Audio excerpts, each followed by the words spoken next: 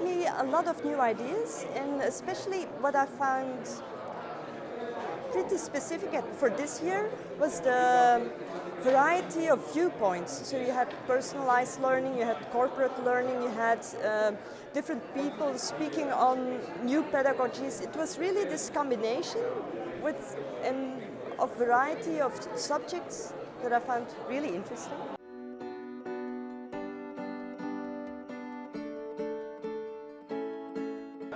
That people from different disciplines in their heart think the same thing.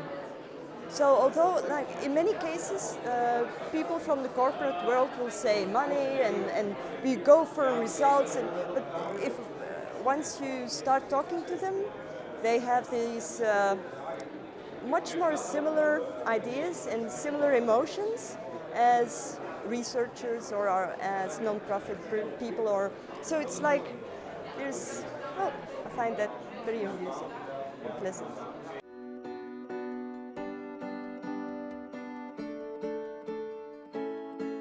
If I look at self-determined learning, there are these similarities which are quite fascinating, because people either, whether they learn online or they learn in a formal training or educational setting, they tend to reflect upon what they've seen with their family, with their friends, with their spouses, colleagues at work.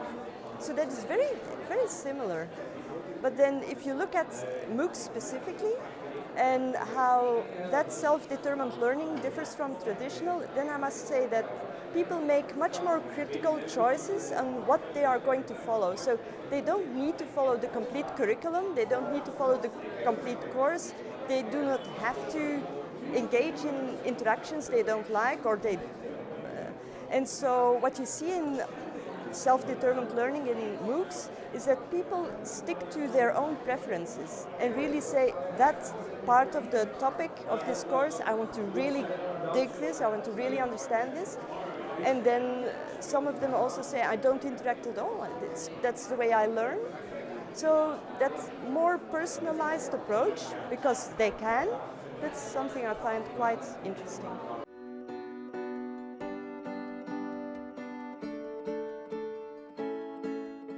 If you think about, let's presume big data, the personalized, personal big data is freely available and is transparent, then I think it will have an immense effect on the personal learning, because if you look at a person in general, you think you know yourself, but once you are recorded or once you are in a dialogue with someone, they point you certain specific characteristics that you weren't aware of. And I think with big data, it's the same. It's going to point towards learning characteristics or deficits that you weren't aware before. And so that way you can act upon it or not act upon it, if that's your personal preference.